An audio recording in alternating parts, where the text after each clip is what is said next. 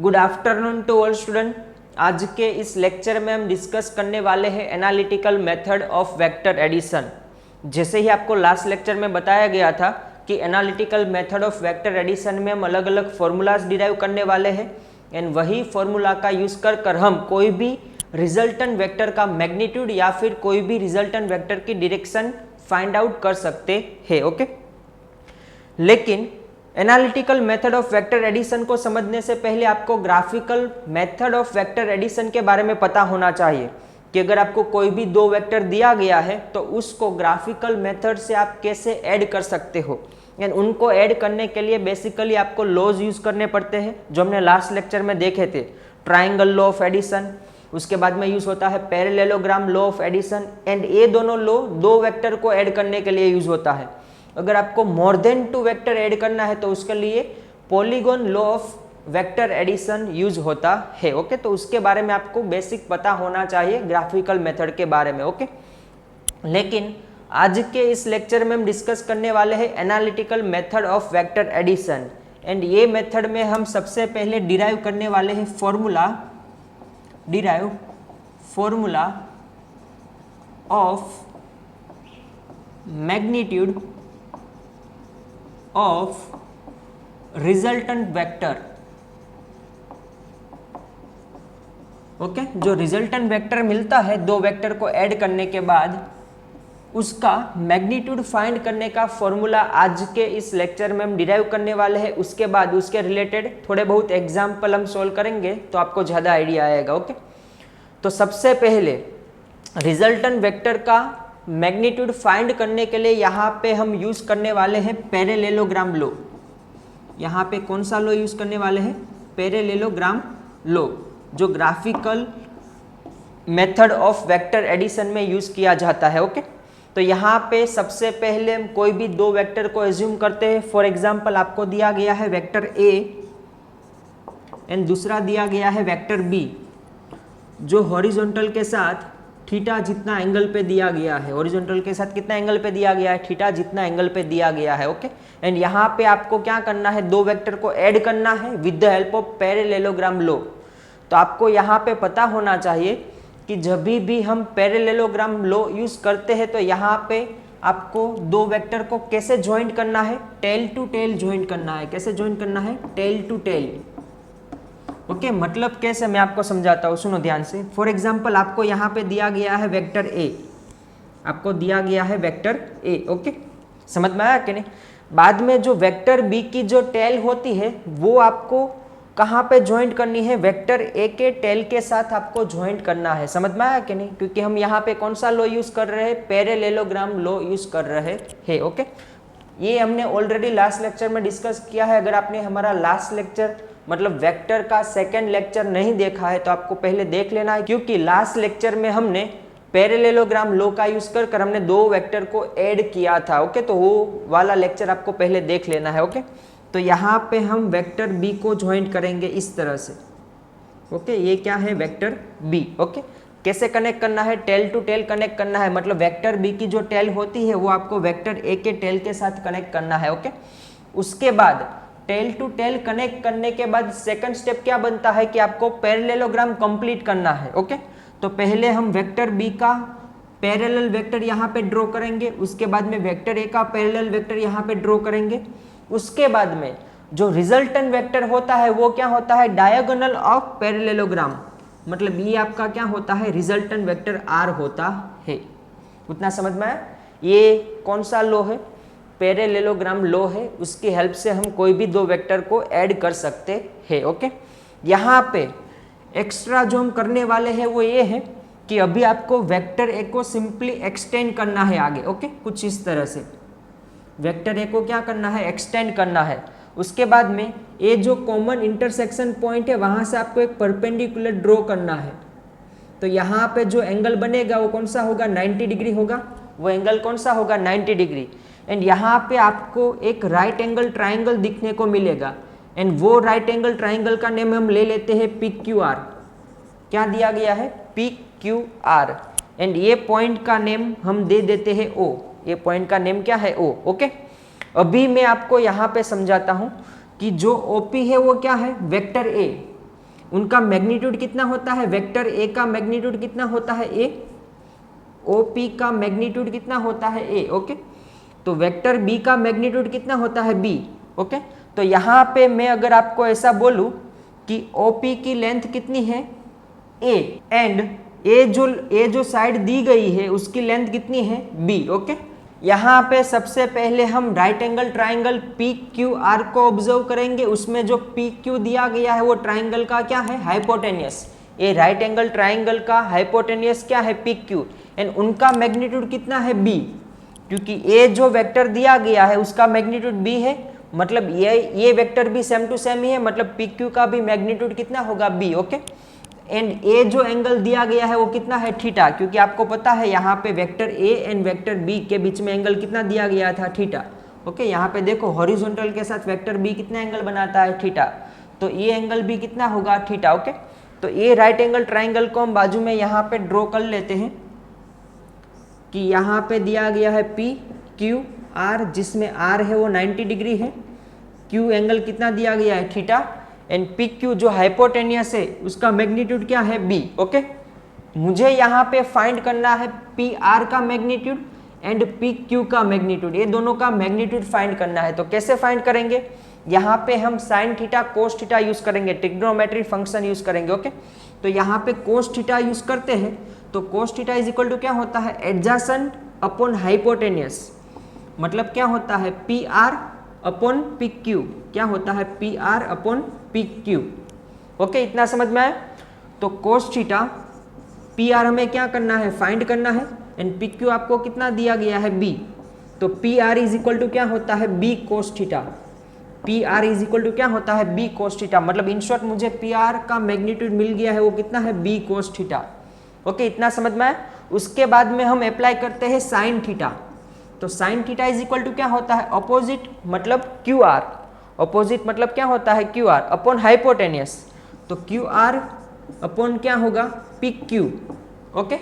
तो sine theta is equal to QR आपको find करना है, PQ आपको दिया गया है B, तो QR इज इक्वल टू क्या होगा B sine theta, QR is equal to कितना होगा B sine theta. In short जो QR है उनका मैग्नीट्यूड क्या है B साइन थीटा, ओके। तो यहाँ पे मुझे दोनों का मैग्नीट्यूड मिल गया, QR का कितना मिला B sine theta and PR का क्या मिला B कोस थीटा, ओके। ये डिटेल में आप समझने वाले हैं रिजोल्यूशन ऑफ वेक्टर में, मैं आपको समझाता हूँ उसका बेसिक कंसेप्ट यहाँ पे मैं समझाता हूँ कि अगर आपको कोऑर्डिनेट सिस्टम के बारे में पता हो, आपको पता है कि कोऑर्डिनेट सिस्टम में 4 क्वाड्रेंट होते हैं। अगर हम यहाँ से ओरिजिन से एक वेक्टर ड्रॉ करते हैं, ओके, एंड वो वेक्टर का फॉर एग्जांपल हम मैग्नीट्यूड x ले लेते हैं, वो वेक्टर का मैग्नीट्यूड कितना है x, ओके। तो ये वेक्टर हॉरिजॉन्टल के साथ थीटा जितना एंगल बनाता है। फॉर एग्जांपल वेक्टर जो x दिया गया है वो हॉरिजॉन्टल के साथ कितना एंगल बनाता है, थीटा जितना एंगल बनाता है। तो उसके 2 कंपोनेंट होते हैं, एक x एक्सिस के ऊपर होता है एंड दूसरा होता है y एक्सिस के ऊपर, ओके। तो जो x एक्सिस के ऊपर उसका कंपोनेंट होता है उसका मैग्नीट्यूड क्या बनता है x कोस थीटा, एंड जो y एक्सिस मतलब वर्टिकल कंपोनेंट होता है वो क्या होता है x sine theta, okay. In short आपको ये याद रखना है कि हॉरिजॉन्टल कंपोनेंट क्या होता है कोस थीटा वाला होता है, मतलब जिसके साथ थीटा एंगल बनाया हुआ है, समझ में, जिसके साथ थीटा एंगल बनाया हुआ है वो कंपोनेंट क्या बनता है x कोस थीटा, एंड जो वर्टिकल कंपोनेंट होता है वो क्या होता है साइन थीटा वाला होता है। यहाँ पे भी सेम टू सेम जो वर्टिकल कंपोनेंट है वो क्या है साइन थीटा, एंड जो हॉरिजॉन्टल कंपोनेंट है वो क्या है कोस थीटा, ओके। चलो अभी आपको क्या करना है, अभी आपको ट्राइंगल, इन ट्राइंगल आपको देखना है, राइट एंगल ट्राइंगल है OQR, कौन सा ट्राइंगल है OQR, ये कौन सा ट्राइंगल है राइट एंगल ट्राइंगल, जिसमें एंगल R कितना है 90 डिग्री, जिसमें एंगल R कितना दिया गया है 90 डिग्री दिया गया है, ओके। तो यहाँ पे आपको ये राइट एंगल ट्राइंगल में यूज करना है पाइथागोरस थ्योरम, उसके अकॉर्डिंग यहाँ पे हाइपोटेनियस क्या है OQ, तो क्या होगा OQ का square is equal to OR का स्क्वायर प्लस QR का square plus OR square, okay. तो यहाँ पे ओ क्यू का स्क्वायर मतलब किसका स्क्वायर होगा, आर का square, is equal to Q R मतलब क्या दिया गया है, बी साइन थीटा, मतलब B sine theta whole square plus O R मतलब कितना होगा, ओ आर मतलब कितना होगा, ये आपको ए दिया गया है, ये आपको बी कोस थीटा दिया गया है, मतलब ये टोटल कितना होगा, a plus B cos theta. ये टोटल ओ आर का टोटल मेजरमेंट कितना होगा, a plus B cos theta. Okay, तो यहाँ पे आपको लिखना है a plus B cos theta whole square. Okay, तो यहाँ से हम मैग्नीट्यूड फाइंड करेंगे, आर स्क्वायर यहाँ पे हम सिंप्लीफाई करेंगे, बी साइन थीटा का स्क्वायर कितना होता है, B square sine square theta, क्या होता है, B square sine square theta. Okay, इसको हम सिंप्लीफाई करेंगे a plus B whole square वाली आइडेंटिटी से, तो यहाँ पे क्या होगा, a square plus B square cos square theta plus 2ab cos theta, क्या होगा 2ab कोस थीटा। ओके, ये हमने यहाँ पे a plus B whole square वाली आइडेंटिटी यूज की है, ए square plus B square plus 2ab। Okay, अभी यहाँ पे सुनो, ये होगा आर स्क्वायर। ओके, यहाँ पे a दोनों में से कॉमन क्या निकलेगा, बी स्क्वायर तो बचेगा क्या, sign square theta plus cos square theta, उसका आंसर क्या आता है 1। तो यहाँ पे क्या हो जाएगा, B square plus a square plus 2ab cos theta. Okay, तो यहाँ पे अगर मैं सिर्फ मुझे क्या चाहिए, यहाँ पे सिर्फ मुझे चाहिए मैग्नीट्यूड ऑफ रिजल्टेंट वेक्टर, तो आर क्या है, रिजल्टेंट वेक्टर है, उसका मैग्नीट्यूड, तो वो क्या होगा, square root of A square plus B square plus 2ab cos theta plus क्या होगा 2ab कोस थीटा। ये फॉर्मूला है मैग्नीट्यूड ऑफ रिजल्टेंट वेक्टर को फाइंड करने का। ओके, आप ये भी याद रख सकते हो, अगर आपको याद रहे तो आप ये भी याद रख सकते हो, R square is equal to क्या होता है, ए square plus B square plus 2ab cos theta. And सिर्फ अगर आपको मैग्नीट्यूड चाहिए होता है तो आर इज इक्वल टू क्या होता है, square root of A square plus B square plus 2ab cos theta. Okay, ये फॉर्मूला का यूज कर हम क्या फाइंड करेंगे, रिजल्टेंट वेक्टर का मैग्नीट्यूड फाइंड करेंगे। ओके, यहाँ पे रिजल्टेंट वेक्टर क्या मिलता है, R is equal to vector A plus vector B. Okay, उसका मैग्नीट्यूड फाइंड करने का फॉर्मूला क्या होता है, ये जो फॉर्मूला है वो रिजल्टेंट वेक्टर का मैग्नीट्यूड फाइंड करने का फॉर्मूला है। ओके, चलो अभी हम फाइंड करने वाले हैं रिजल्टेंट वेक्टर की डायरेक्शन, उनका एक फॉर्मूला हम डिराइव करने वाले हैं। ओके, चलो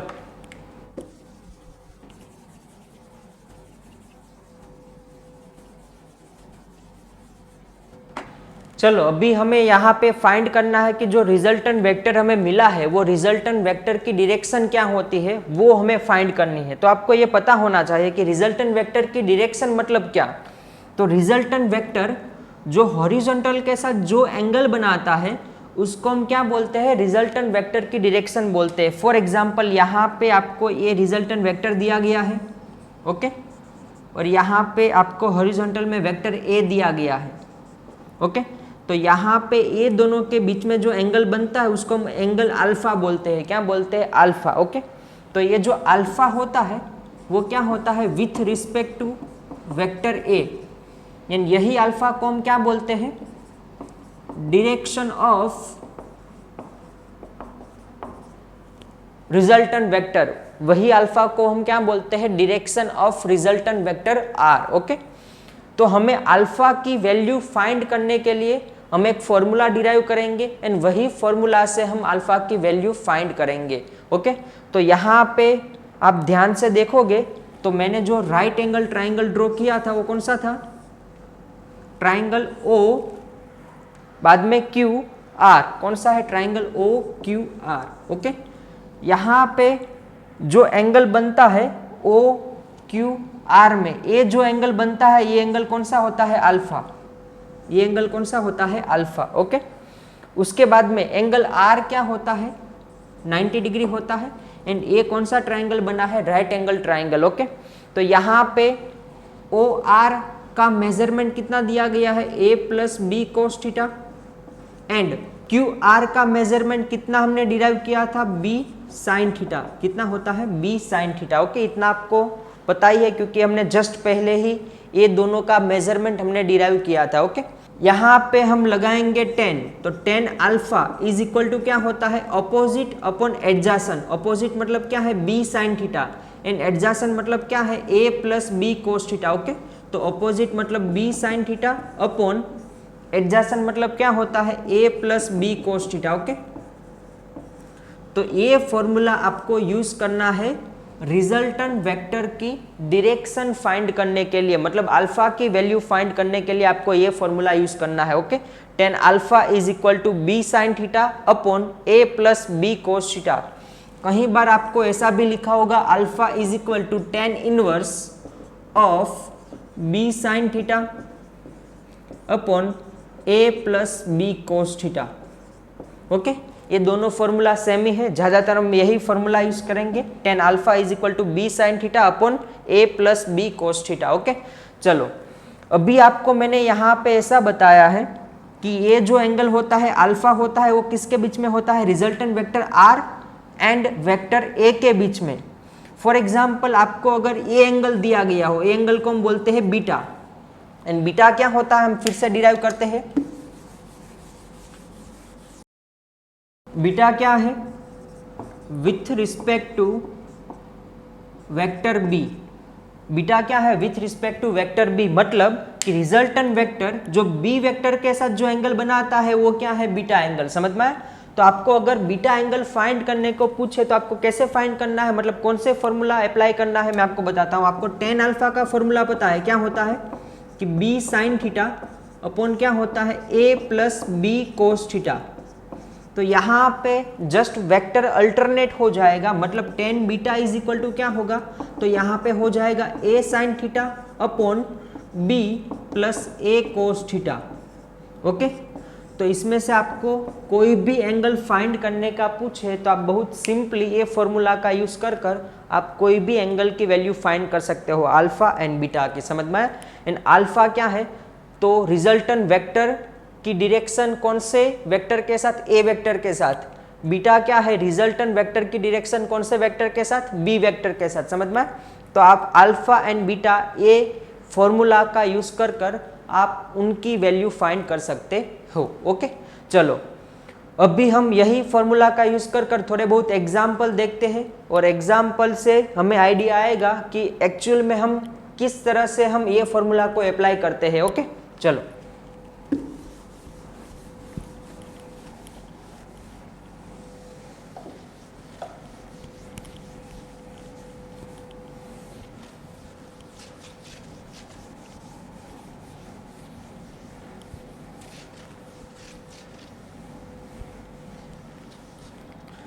यहाँ पे आपको सबसे पहले क्वेश्चन दिया गया है, एंड वो क्वेश्चन आपको स्क्रीन के नीचे दिखाई दे रहा होगा। Two forces each of magnitude 10 newton act as a point as shown. एक फिगर दी गई है, उसमें आपको दो वेक्टर दिए गए हैं, एंड दोनों वेक्टर का मैग्नीट्यूड आपको दिया गया है 10 न्यूटन। ओके, दोनों वेक्टर का मैग्नीट्यूड आपको दिया गया है 10 न्यूटन, एंड वो दोनों वेक्टर के बीच में आपको एंगल दिया गया है 60 डिग्री। ओके, एंड आपको फाइंड करना है रिजल्टेंट वेक्टर। तो आपको पता है यहाँ पे थीटा आपको कितना दिया गया है, 60 डिग्री, एंड रिजल्टेंट वेक्टर का फॉर्मूला आपको पता है, रिजल्टेंट वेक्टर का मैग्नीट्यूड फाइंड करने का फॉर्मूला आपको पता है, R square is equal to क्या होता है, ए square plus B square plus 2ab cos theta. Okay, यहाँ पे मुझे वेक्टर ए का मैग्नीट्यूड पता है 10 न्यूटन, वेक्टर बी का भी मैग्नीट्यूड पता है 10 न्यूटन, एंड कोस थीटा में थीटा की वैल्यू मुझे पता है 60 डिग्री। ओके, तो सिर्फ मुझे यहाँ पे वैल्यू पुट डाउन करनी है। तो यहाँ पे ए स्क्वायर मतलब कितना होगा 10 स्क्वायर, बी स्क्वायर मतलब कितना होगा 10 स्क्वायर प्लस 2, ए मतलब 10 होगा, बी मतलब 10 होगा, एंड यहाँ पे होगा cos 60। Okay, is equal to R square. तो R square is equal to कितना होगा 10 square plus 10 square plus 2 times 10 square, and cos theta मतलब कितना होता है 1/2। कोस 60 की वैल्यू कितनी होती है 1/2। ओके, यहाँ पे होगा R square 10 square plus 10 square plus क्या हो जाएगा 10 स्क्वायर, क्योंकि 2 क्या हो जाएगा कट। ओके, तो R square is equal to कितना होगा 3 टाइम 10 स्क्वायर। तो यहाँ पे मुझे सिर्फ आर की वैल्यू चाहिए, तो आर इज इक्वल टू क्या होता है 3 का स्क्वायर रूट क्या होता है √3 मल्टीप्लाई बाय 10 स्क्वायर का स्क्वायर रूट क्या होता है 10। तो r का फाइनल मैग्नीट्यूड मिलता है 10√3 न्यूटन। समझ में आया? मतलब रिजल्टेंट वेक्टर का मैग्नीट्यूड कितना होता है 10√3 न्यूटन। समझ में आया? इस तरह से हम रिजल्टेंट वेक्टर का मैग्नीट्यूड फाइंड आउट करते हैं। ओके, चलो एक दूसरा एग्जांपल हम ले लेते हैं।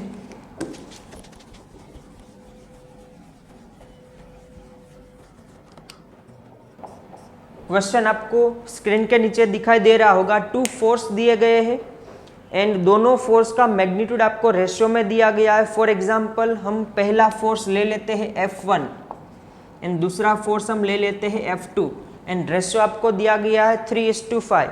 मतलब F1 फोर्स का मैग्नीट्यूड कितना होगा 3x एंड F2 फोर्स का मैग्नीट्यूड कितना होगा 5x। ओके, इतना आपको समझ में आया होगा। उसके बाद में आपको एक रिजल्टेंट वेक्टर का मैग्नीट्यूड दिया गया है, वो है 28 न्यूटन। मतलब आपको R दिया गया है 28 Newton. Okay, if the angle between 2 vector is 60 degree, दोनों वेक्टर के बीच का एंगल आपको दिया गया है 60 degree. F1 and vector F2 के बीच में आपको एंगल कितना दिया गया है 60 डिग्री। ओके, देन आपको फाइंड करना है मैग्नीट्यूड ऑफ ईच फोर्स। मतलब F1 एंड F2 का मैग्नीट्यूड आपको फाइंड करना है। हम सिंपली यहाँ पे रिजल्टेंट वेक्टर का मैग्नीट्यूड का फॉर्मूला अप्लाई करेंगे। मतलब r² क्या होता है a² plus b² plus 2ab cos theta. Okay, r² की वैल्यू कितनी है 28, तो यहाँ पे क्या होगा 28 का स्क्वायर। ओके, a² मतलब कितना है F1 का स्क्वायर मतलब 3x का स्क्वायर, यहाँ पे क्या होगा 3x का स्क्वायर। b मतलब क्या दिया गया है F2 एंड F2 कितना दिया गया है 5x, तो यहाँ पे क्या होगा 5x का स्क्वायर।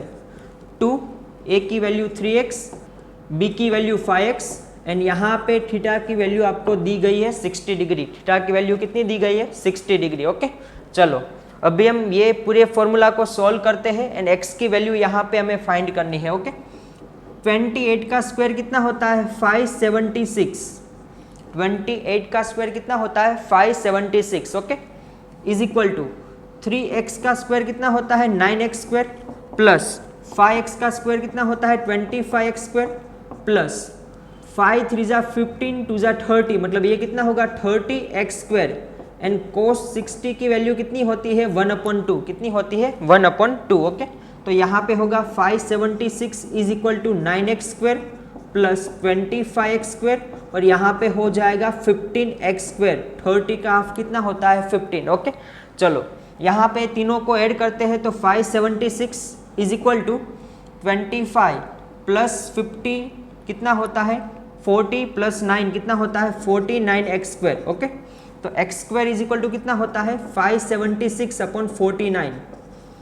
तो x इज इक्वल टू क्या होता है स्क्वायर रूट करना है। 576 का स्क्वायर रूट होगा 28 एंड 49 का होगा 7, तो 7 4 जा कितना होता है 78, तो x इज इक्वल टू कितना मिला 4। ओके, तो यहाँ पे हमें यहाँ पे x की वैल्यू पुट डाउन करनी है। तो F1 का मैग्नीट्यूड कितना होगा 3x दिया गया है, तो 3 मल्टीप्लाई बाय कितना करना है x की जगह पे 4 रखना है, मतलब कितना मिलेगा 12 न्यूटन। F2 इसका मैग्नीट्यूड कितना होगा, तो वो दिया गया है 5x, तो 5 मल्टीप्लाई बाय 4 मतलब कितना होगा 5 4 जा 20 न्यूटन। ओके, तो यहाँ पे हमें दोनों फोर्स के मैग्नीट्यूड मिल गया है। पहला फोर्स का मैग्नीट्यूड है 12 न्यूटन एंड दूसरे फोर्स का मैग्नीट्यूड है 20 न्यूटन। ओके, इन शॉर्ट इस तरह से एग्जाम्पल आपको एग्जाम में पूछेंगे एंड आप बहुत simply with the help of formula, analytical method है तो यहाँ पे हम फॉर्मूला का यूज कर ही सारे रिजल्टेंट वेक्टर का हम मैग्नीट्यूड फाइंड करेंगे। ओके, एनालिटिकल मेथड से हम रिजल्टेंट वेक्टर का मैग्नीट्यूड फाइंड करने के लिए फॉर्मूला का यूज करेंगे। ओके, समझ में? अभी हम देखने वाले हैं स्पेशल केसेस जो आपको समझना बहुत ही जरूरी है, तो 1 बाय 1 हम सारे स्पेशल केसेस डिस्कस करते हैं। ओके, चलो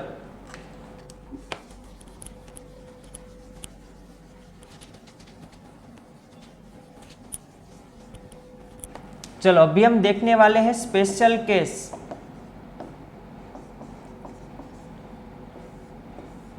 तो सबसे पहला केस आपको अगर दिया गया है कि अगर थीटा की वैल्यू 0 डिग्री होती है तो क्या होता है, थीटा की वैल्यू अगर 0 डिग्री होती है तो क्या होता है। चलो हम देख लेते हैं। तो सिंपली आपको पता है अगर थीटा की वैल्यू 0 डिग्री होती है तो वो दोनों वेक्टर क्या होते हैं, एक दूसरे के साथ पैरेलल होते हैं, तो ही थीटा की वैल्यू क्या होती है, 0 डिग्री होती है, अगर वो दोनों वेक्टर पैरेलल होते हैं तो। ओके, तो सिंपली तब दो वेक्टर को हम कैसे ऐड करते हैं, मैंने एक सिंपल एग्जांपल वेक्टर के पहले लेक्चर में दिया था कि फॉर एग्जांपल कोई एक इंसान है, वो ईस्ट की डायरेक्शन में 4 मीटर जितना डिस्टेंस कवर करता है, उसके बाद में फिर से वो ईस्ट की डायरेक्शन में 3 मीटर जितना डिस्टेंस कवर करता है, तो उसका टोटल डिस्प्लेसमेंट कितना होता है, 4 + 3 सिंपली क्या मिलता है, 7 मीटर। ओके, तो यहाँ पे जो रिजल्टेंट वेक्टर होता है एंड उनका जो मैग्नीट्यूड होता है वो डायरेक्टली क्या होता है, ऐड होता है, मतलब a + b मिलता है, मतलब r = क्या होता है, a + b। Okay, resultant vector के मैग्नीट्यूड को आप सिंपली r से भी लिख सकते हो, तो r = क्या होता है, a + b।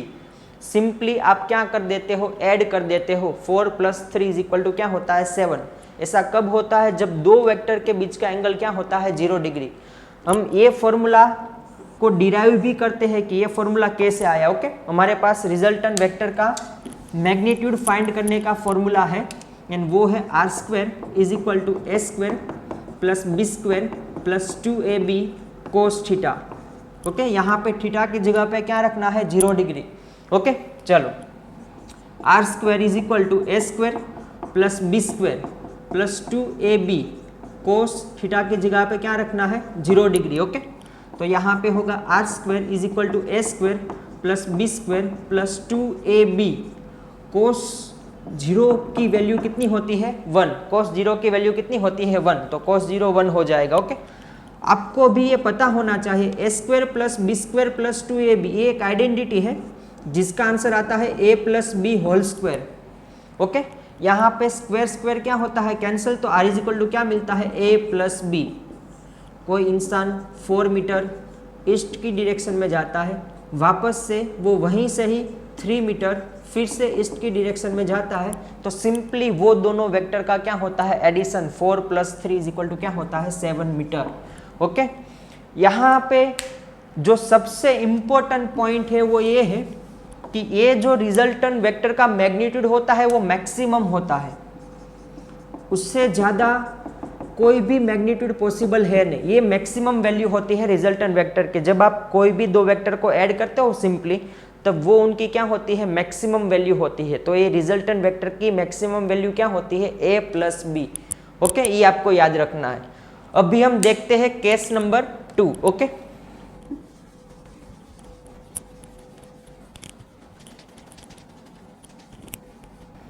केस नंबर 2 में आपको थीटा की वैल्यू दी गई है 180 डिग्री।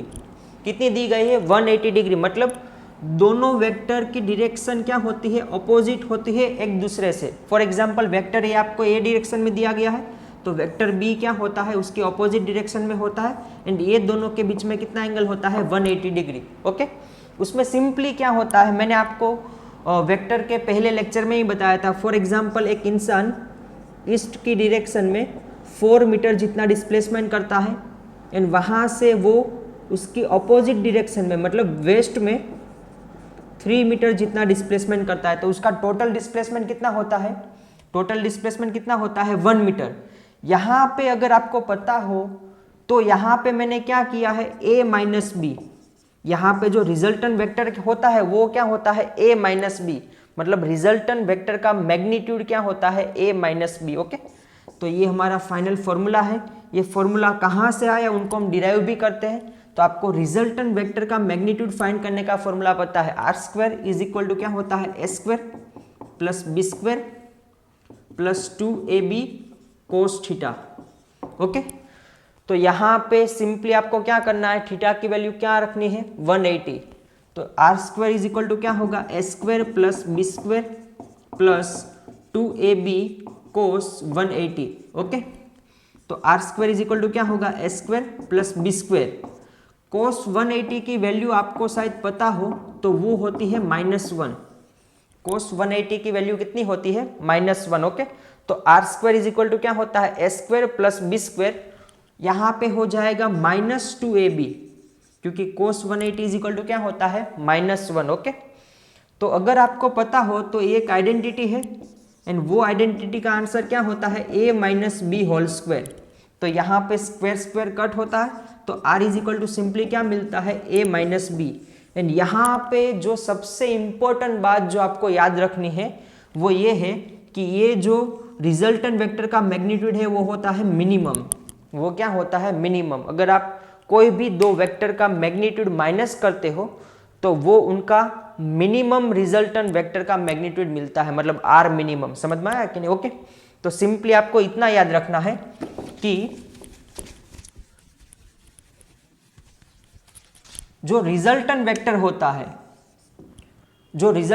होता है वो a माइनस बी से कम नहीं हो सकता। उसकी मिनिमम वैल्यू क्या होती है a माइनस बी, उससे कम नहीं हो सकता है। एंड उसकी मैक्सिमम वैल्यू क्या होती है a प्लस बी, मतलब उससे ज्यादा नहीं हो सकता। ये उसकी रेंज है। a माइनस बी उसकी मिनिमम वैल्यू है, a माइनस बी हो सकता है लेकिन उससे कम नहीं हो सकता है। एंड उसकी मैक्सिमम वैल्यू कितनी है a प्लस बी हो सकता है लेकिन उससे ज्यादा हो सकता है नहीं। ओके, तो ये आपको याद रखना है। ये है रिजल्टेंट वेक्टर की रेंज।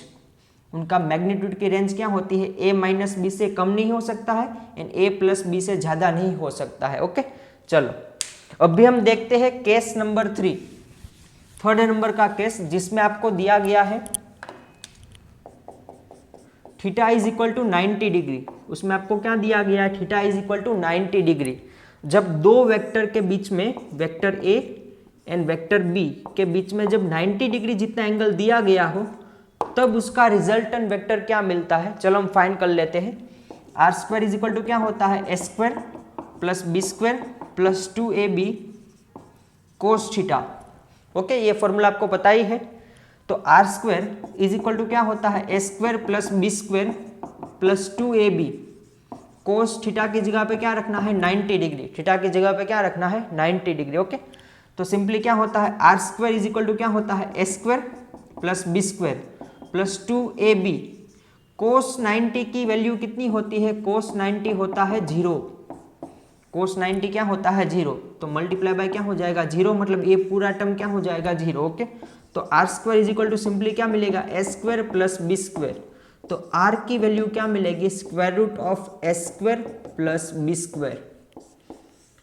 ओके, ये आपको पता होना चाहिए। ओके, चलो ये कब यूज होता है, जब दो वेक्टर के बीच में एंगल कितना दिया गया हो 90 डिग्री जितना एंगल दिया गया हो, तब रिजल्टेंट वेक्टर का मैग्नीट्यूड क्या मिलता है square root of A square plus B square. Okay, समझ में आया कि नहीं? ओके, चलो अभी हम उसके रिलेटेड, मतलब ये तीनों केस के रिलेटेड हम थोड़े बहुत एग्जाम्पल है वो सोल्व करते हैं। एंड वो एग्जाम्पल आपको यूज हो गए जी की एग्जामिनेशन में या फिर जी एडवांस की एग्जामिनेशन में, तो आपको बहुत ध्यान से समझने हैं। ओके, चलो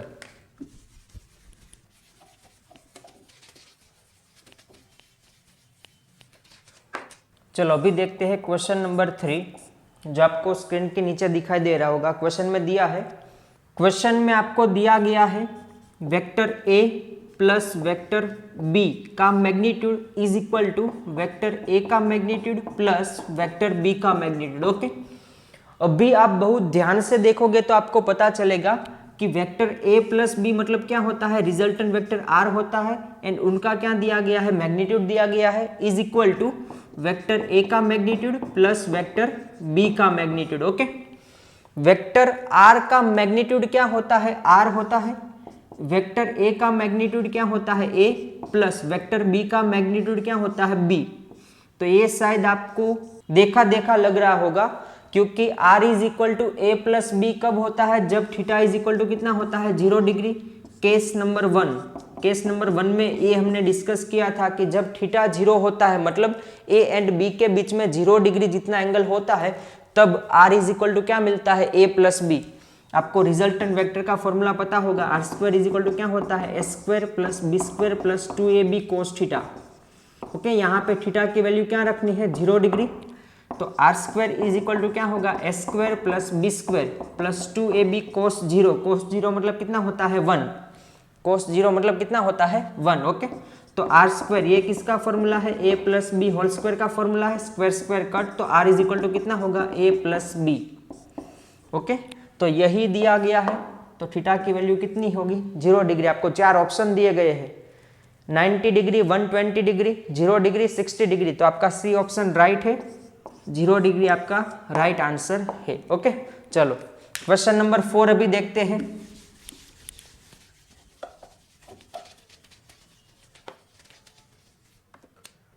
क्वेश्चन नंबर 4 में आपको क्या दिया गया है, which pair of following forces will never give resultant force of 2 Newton.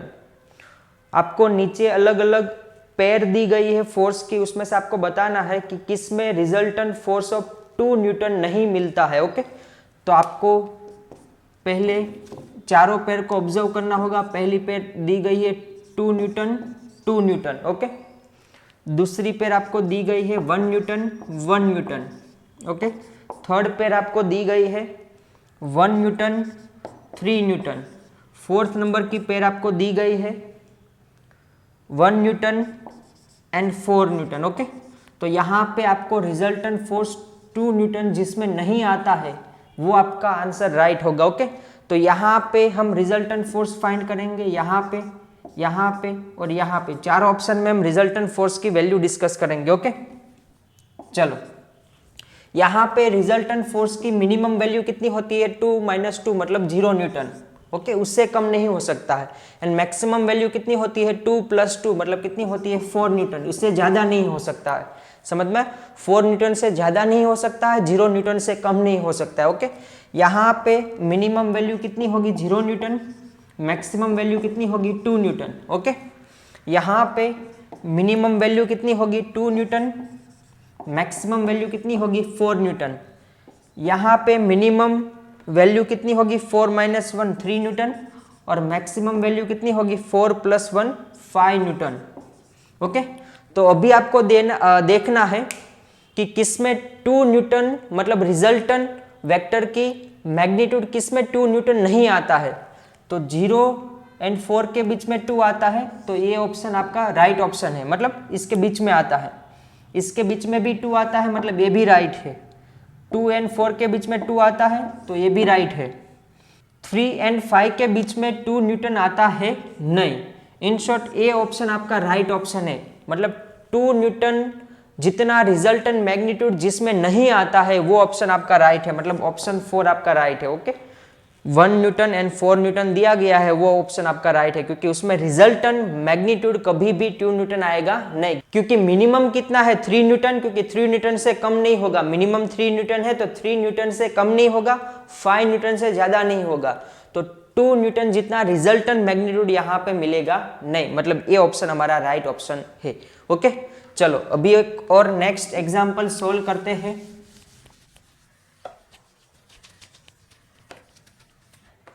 Question number 5। Question number 5 में आपको क्या दिया गया है, क्वेश्चन नंबर 5 में आपको दिया गया है the maximum and the minimum magnitude of resultant two vector are 17 and 7 unit, okay. मतलब maximum magnitude of resultant vector क्या होता है a + b, वो आपको दिया गया है 17 unit, okay. Minimum magnitude of resultant vector क्या होता है a - b, वो आपको कितना दिया गया है 7 यूनिट। मैंने जस्ट आपको थोड़ी देर पहले ही बताया है कि मिनिमम मैग्नीट्यूड क्या होता है a - b and maximum magnitude of resultant vector क्या होता है a + b, वो आपको क्वेश्चन में दिया गया है 17 एंड 7 यूनिट रिस्पेक्टिवली, ओके। आपको फाइंड करना है मैग्नीट्यूड ऑफ रिजल्टेंट वेक्टर, मतलब आपको फाइंड करना है r की वैल्यू फाइंड करनी है, ओके। आपको दिया गया है एक कंडीशन क्वेश्चन में, वो ये है कि दोनों वेक्टर एक दूसरे के साथ परपेंडिकुलर कनेक्टेड है, मतलब थीटा कितना दिया गया है 90 डिग्री दिया गया है, कितना दिया गया है 90 डिग्री, ओके। चलो सबसे पहले यहाँ पे हम दोनों वेक्टर का मैग्नीट्यूड फाइंड कर लेते हैं, ये दोनों फॉर्मूला का यूज कर आपको सबसे पहले दिया गया है a + b = 17, a - b = 7, okay. तो ये दोनों को हम ऐड करते हैं तो b कैंसिल होगा, तो 2a = कितना होता है 24, तो a = कितना मिलता है 12 यूनिट। वेक्टर a का मैग्नीट्यूड कितना मिला 12 यूनिट, ओके। तो b यहाँ से मिल जाएगा, a 12 होगा तो b कितना होगा 17 - 12 मतलब b कितना होगा 5 यूनिट, b कितना होगा 5 यूनिट, मतलब वेक्टर b का मैग्नीट्यूड कितना दिया गया है 5 यूनिट, ओके।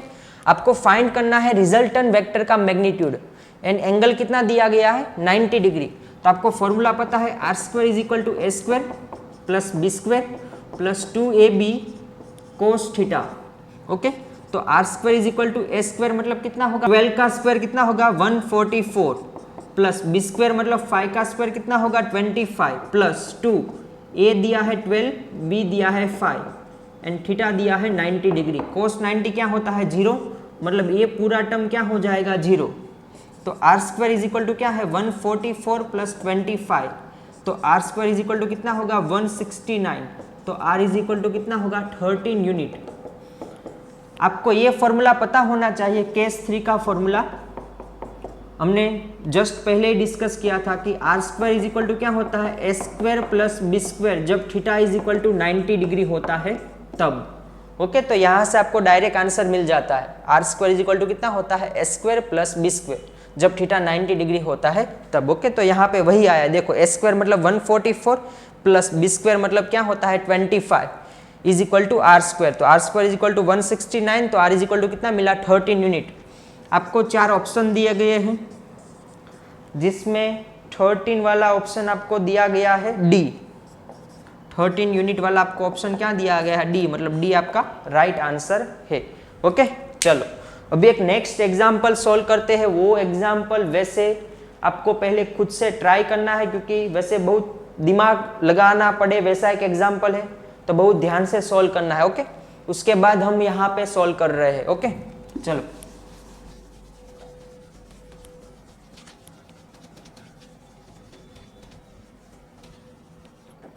Question number 6। चलो क्वेश्चन नंबर 6 में आपको क्या दिया गया है, the sum of magnitude of two force acting at a point is 18 Newton.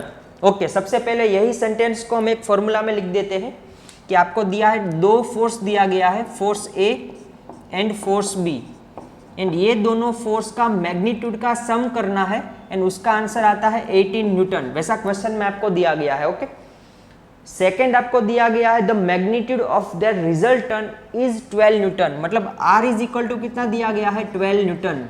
Are मतलब क्या होता है, ये दोनों वेक्टर को ऐड करने के बाद जो रिजल्टेंट वेक्टर मिलता है आर, उसका मैग्नीट्यूड आपको कितना दिया गया है 12 न्यूटन। ओके, उसके बाद में आपको एक छोटी सी कंडीशन दी गई है कि जो रिजल्टेंट वेक्टर है वो स्मॉलर मैग्नीट्यूड वाले वेक्टर के साथ 90 डिग्री जितना एंगल बनाता है।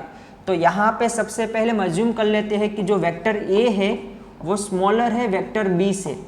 समझ में, वेक्टर ए एंड बी में से स्मॉल कौन है, वेक्टर ए। तो यहाँ पे हम सुंदर सा डायग्राम ड्रॉ करते हैं। ये आपको दिया गया है वेक्टर ए एंड ये आपका है रिजल्टेंट वेक्टर आर। तो ये दोनों के बीच में कितना एंगल दिया गया है 90 डिग्री, क्योंकि ये दोनों एक दूसरे के साथ परपेंडिकुलर है, ऐसा आपको दिया गया है। तो आपका वेक्टर बी यही कहीं पे होगा, ये है आपका वेक्टर बी। ओके, समझ में आया कि नहीं। अभी यहाँ पे हम ये वाले सम को हम 2 मेथड से सोल्व करने वाले हैं। आपको यहाँ पे फाइंड क्या करना है, आपको क्वेश्चन में क्या फाइंड करने को बोला है, what are the magnitude of the forces. ये जो फोर्स दिया गया है force A and force B, उसका मैग्नीट्यूड क्या है, मतलब ये दोनों वेक्टर का मैग्नीट्यूड फाइंड करना है। ओके, तो ये सम को हम टोटल 2 मेथड से कर सकते हैं। दोनों मेथड हम 1 बाय 1 सोल्व करेंगे। सबसे पहली मेथड है पैरेललोग्राम लो एंड दूसरी मेथड है ट्राइंगल लो। ओके, तो यहाँ पे सबसे पहले हम सोल्व कौन सी मेथड से करने वाले हैं, मेथड 1, एंड वो है पैरेललोग्राम लो। ओके, और अकॉर्डिंग टू दिस लो सबसे पहले हमें दोनों वेक्टर को टेल टू टेल कनेक्ट करना है, कर दिया। उसके बाद हमें क्या करना है, पैरेललोग्राम कंप्लीट करना है। क्या करना है, पैरेललोग्राम कंप्लीट करना है। ओके, तो कुछ इस तरह से हम पैरेललोग्राम को कंप्लीट करेंगे। ये हमारा क्या बन गया है, पैरेललोग्राम। ओके, यहाँ पे अभी आपको ध्यान से देखना है कि resultant vector R and smaller magnitude वाला वेक्टर ए, उसके बीच में कितना एंगल दिया गया है 90 डिग्री। ओके, ये जो एंगल होता है ये हमारा टोटल एंगल होता है थीटा। ये जो एंगल है vector A and vector B के बीच में जो एंगल है उसको हम क्या बोलते हैं, थीटा। ओके, तो यहाँ पे सबसे पहले हम फाइंड करते हैं रिजल्टेंट वेक्टर का मैग्नीट्यूड, मतलब R square is equal to क्या होता है, ए square plus B square plus 2ab cos theta. ये फॉर्मूला आपको पता ही होगा। R square is equal to क्या होता है S square plus B square plus 2ab cos theta. Okay, R आपको पता है, रिजल्टेंट वेक्टर का मैग्नीट्यूड आपको पता है कितना दिया गया है 12 न्यूटन, तो 12 का स्क्वायर यहाँ पे हो जाएगा, ए स्क्वायर का क्या हो जाएगा ए स्क्वायर, बी स्क्वायर का क्या हो जाएगा बी स्क्वायर प्लस ये क्या होगा 2ab cos थीटा। अभी आपको ये फॉर्मूला भी पता है कि tan alpha is equal to क्या होता है, tan alpha is equal to क्या होता है b sin थीटा अपॉन क्या होता है a plus B cos theta.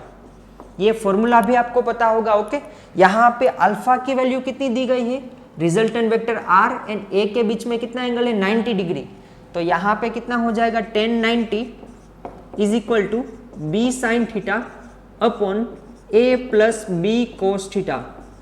अभी आपको थोड़ा बहुत मैथ्स पता होगा तो आपको पता होगा कि tan 90 की वैल्यू क्या होती है, इनफाइनाइट नहीं होती, आपको ध्यान से याद रखना है।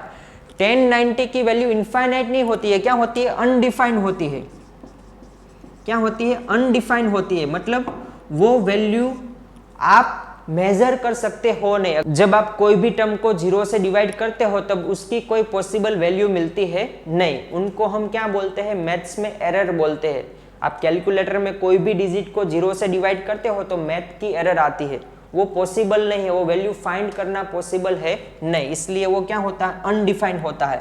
एंड वो कब होता है, जब आप डिनोमिनेटर में 0 रखते हो, जब आप कोई भी टर्म को 0 से डिवाइड करते हो, उसका मतलब ये हुआ कि a plus B cos theta की वैल्यू क्या होगी 0 होगी, a plus B cos theta की वैल्यू क्या होगी 0 होगी, तो b cos theta is equal to आपको क्या मिलेगा minus A, b cos theta is equal to क्या मिलेगा माइनस ए उस साइड जाएगा इज इक्वल टू के, तो क्या हो जाएगा माइनस ए। ओके, तो b cos theta is equal to क्या होता है माइनस ए वैल्यू आपको यहाँ पे रखनी है, b कोस थीटा की वैल्यू क्या रखनी है माइनस ए। ओके, तो यहाँ पे 12 का स्क्वायर कितना होता है 144 is equal to A square plus B square plus 2a and b cos theta की जगह पे आपको क्या रखना है माइनस ए, क्या रखना है माइनस ए। ओके, तो क्या होगा 144 is equal to A square plus B square minus 2a square, a into a क्या हो जाता है ए स्क्वायर प्लस माइनस क्या होता है माइनस। ओके, तो फाइनल फॉर्मूला मिलता है 144 is equal to B square minus A square. Okay, ये आपका क्या है फाइनल फॉर्मूला है। ओके, चलो अभी यहाँ पे आप देखो तो 144 इज इक्वल टू क्या होता है बी स्क्वायर माइनस ए स्क्वायर, क्या होता है बी माइनस ए और क्या होता है b प्लस ए।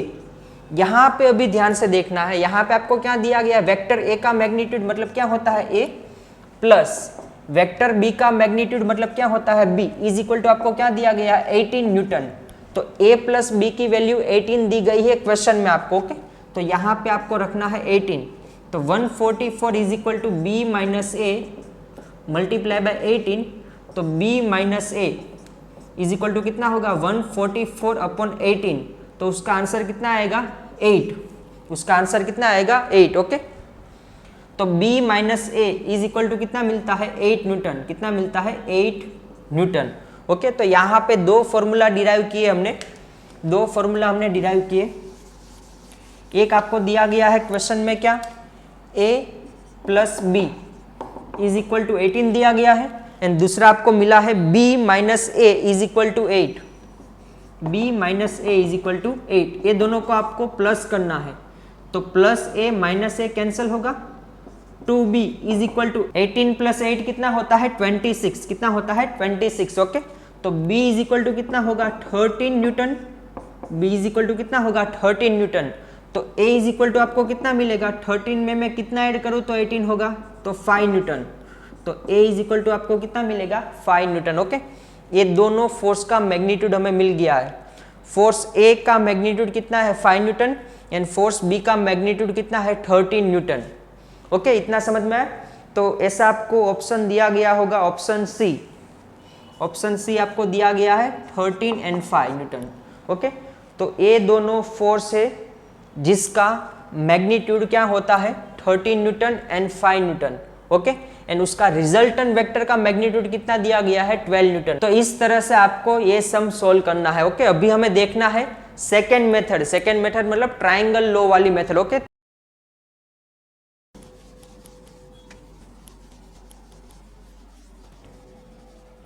चलो अभी हम सेकेंड मेथड से सॉल्व करेंगे, वो है ट्राइंगल लॉ वाली मेथड। ओके, यहाँ पे अभी आपको पैरेललोग्राम लॉ यूज नहीं करना है, यहाँ पे आपको क्या यूज करना है, ट्राइंगल लॉ। चलो बहुत ध्यान से आपको देखना है। अभी आपको सबसे पहले दिया गया है वेक्टर ए, क्या दिया गया है, वेक्टर ए। ओके, उसका रिजल्टेंट वेक्टर वेक्टर ए के साथ क्या है, 90 डिग्री पे है।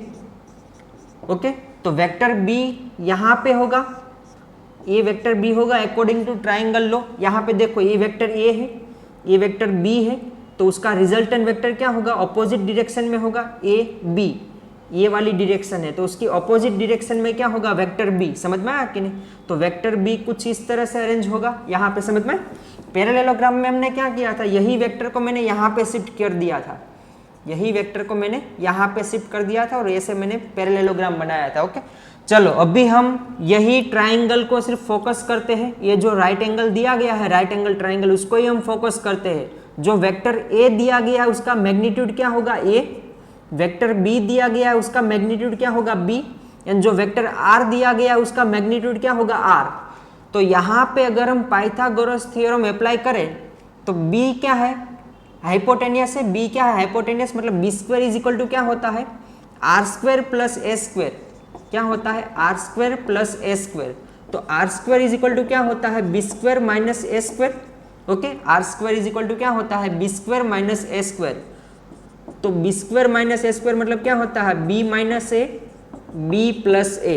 Okay, B minus A B plus A plus B आपको दिया गया है 18 न्यूटन, बी माइनस ए आपको फाइंड करना है। आर स्क्वायर मतलब 12 का स्क्वायर कितना होता है, 144। तो बी माइनस ए यहाँ पे आपको कितना मिल जाता है, 8 न्यूटन। ओके, 144 डिवाइडेड बाय 18 करोगे तो कितना मिलेगा, 8 न्यूटन। तो वैसे आप बहुत सिंपली फाइंड कर सकते हो with the help of triangle law. समझ में आया? उसके बाद में आपको सिंपली फाइंड करना है, a plus B is equal to कितना होता है, 18 न्यूटन, और बी माइनस ए आपको कितना दिया गया है, 8 न्यूटन। तो यहाँ से आप ए एंड बी दोनों वेक्टर का मैग्नीट्यूड फाइंड कर सकते हो, वो आपको मिलेगा 13 and 5। ओके, तो इस तरह से आपको ये सम सॉल्व करना है। अभी हम यही मेथड के रिलेटेड एक छोटा सा एक दूसरा एक सम देखते हैं जो यही मेथड के रिलेटेड है। उसमें एक थोड़ा सा चेंज है जो आपको पहले खुद से ट्राई करना है, उसके बाद हम सॉल्व करेंगे। ओके, चलो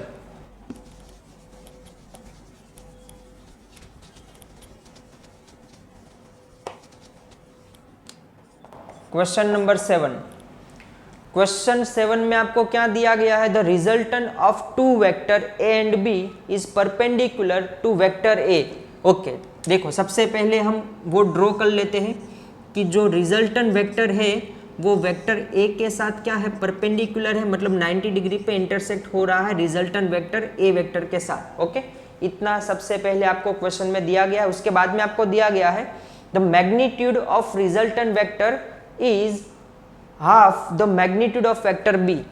मतलब आपको r दिया गया है b/2, मतलब मैग्नीट्यूड ऑफ वेक्टर b जितना भी है उसका हाफ अगर आप करो तो वो क्या मिलता है, magnitude of vector r। Okay, r is equal to आपको b/2 दिया गया है।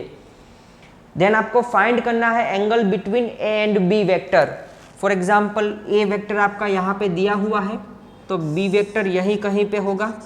ओके, आपको ये पता है कि मैग्नीट्यूड ऑफ वेक्टर r मतलब रिजल्टेंट वेक्टर का मैग्नीट्यूड फाइंड करने का फॉर्मूला क्या होता है, R square is equal to A square plus B square plus 2ab cos theta plus 2ab cos theta. ये जो टोटल एंगल होता है वो कितना होता है, theta. Vector A and vector B के बीच में जो एंगल होता है वो क्या होता है, theta. Okay, R square, R की वैल्यू आपको पता है कितनी है, b/2। तो b/2 का whole square is equal to क्या होता है, ए square plus B square plus 2ab cos theta. यहाँ पे हमने लास्ट टाइम डिस्कस किया था, मतलब लास्ट एग्जाम्पल में हमने डिस्कस किया था कि tan alpha is equal to क्या होता है, b sine theta upon a plus B cos theta. यहाँ पे आपको अल्फा दिया गया है 90 डिग्री, अल्फा कितना दिया गया है, 90 degree upon a plus B cos theta. tan 90 undefined होता है। अनडिफाइंड कब होता है, जब डिनोमिनेटर 0 होता है, मतलब a plus B cos theta की वैल्यू क्या होती है, 0। ओके, क्या होती है, 0। तो b cos theta is equal to क्या मिलता है, minus A, B cos theta is equal to क्या मिलता है, माइनस ए। ओके, तो चलो यहाँ पे हम वो वैल्यू पुट डाउन करते हैं, B cos theta is equal to क्या लेना है, माइनस ए। तो ये क्या हो जाएगा, बी स्क्वायर बाई 4, ये क्या हो जाएगा, B square by 4 is equal to A square plus B square, ये क्या हो जाएगा, माइनस 2a स्क्वायर, ये क्या हो जाएगा, माइनस 2a स्क्वायर, क्योंकि b cos थीटा की जगह पे आप क्या रखोगे, माइनस a, तो minus a multiply by a क्या हो जाएगा, माइनस 2a स्क्वायर। ओके, चलो अभी हम सोल्व करते हैं बी स्क्वायर बाई 4, यहाँ पे क्या हो जाएगा, बी स्क्वायर माइनस ए स्क्वायर, क्या हो जाएगा, बी स्क्वायर माइनस ए स्क्वायर। ओके, चलो अभी यहाँ पे हम ए स्क्वायर को यहाँ पे लेते हैं, ये पूरे टर्म को इस साइड लेते हैं, तो A square is equal to क्या होता है, B square minus B square by 4, तो A square is equal to आपको क्या मिलता है, 3b स्क्वायर बाई 4, क्या मिलता है, 3b स्क्वायर बाई 4, क्योंकि 4b square minus b square कितना होगा, 3b स्क्वायर, डिनोमिनेटर में कितना बचेगा, 4, तो a इज इक्वल टू आपको क्या मिलता है, √3/2 इंटू बी। ओके, ये हमें वेक्टर a की वैल्यू मिली वेक्टर b के फॉर्म में, समझ में आया कि नहीं। अभी आपको यहाँ पे ये पता होगा कि जो a की वैल्यू यहाँ पे मिली है √3/2 इंटू बी, वो वैल्यू आपको a वाले इक्वेशन में रखनी है। ओके, तो यहाँ पे अगर हम a की वैल्यू ये इक्वेशन में पुट करते हैं तो r की वैल्यू आपको पता है कितनी है, b/2 whole square is equal to a की जगह पे क्या रखना है, √3/2b, तो a स्क्वायर मतलब कितना होगा, 3b square by 4 plus B square plus 2, एक की जगह पे √3/2 multiply by B. Okay, and यहाँ पे दिया गया है b cos थीटा, क्या दिया गया है, b cos थीटा। ओके, तो ये होगा बी स्क्वायर बाई 4, ये होगा 3b square by 4 plus B square plus 2 cancel होगा, यहाँ पे √3 b इंटू बी क्या हो जाएगा, B square cos theta. Okay, चलो सबसे पहले ये दोनों को हम प्लस करते हैं, B square by 4 is equal to कितना होगा, 7 बी स्क्वायर बाई 4, ये दोनों को ऐड करने से क्या मिलता है, 4 प्लस 3 7, डिनोमिनेटर में 4 plus √3 B square cos theta. Okay, चलो अभी ये टर्म को इस साइड लाते हैं, तो B square by 4 minus 7 B square by 4 is equal to कितना होता है, √3 B square cos theta. Okay, तो ये कितना होता है, minus 6 B square upon 4 is equal to √3 B square cos theta. Okay, B square cancel होते हैं, यहाँ पे होता है 3 2 जा, ये होता है 2 2 जा। ओके, तो फाइनल आंसर हमारा क्या मिलता है, फाइनल आंसर हमारा क्या होता है, यहाँ पे -3/2 इज इक्वल टू, यहाँ पे -3/2 बचा है is equal to √3 cos theta, is equal to √3 cos theta.